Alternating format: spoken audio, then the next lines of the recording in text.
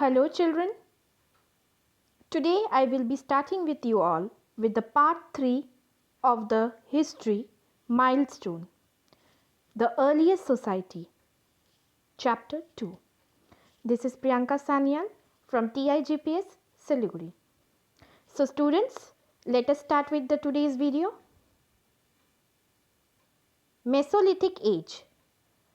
So basically in Mesolithic age, generally what happened, the Paleolithic man started inventing wooden bows and arrows for hunting, boats for fishing. Mesolithic period.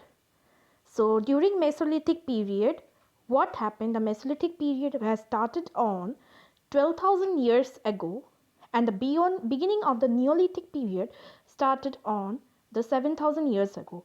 So Mesolithic period started between the last Glacial period and the Neolithic period.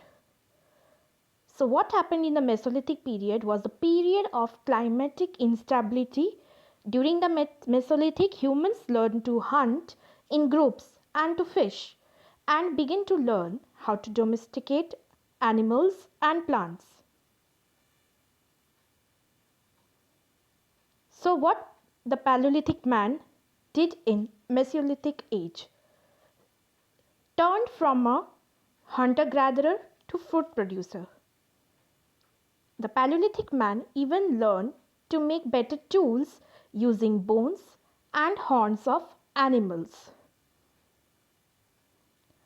The Paleolithic man also learned cultivation and grow crops along with domestication of animals such as the dogs, goats, sheep and cattle. Now let us know about the Mesolithic tools. In Mesolithic age, man used to make better tools.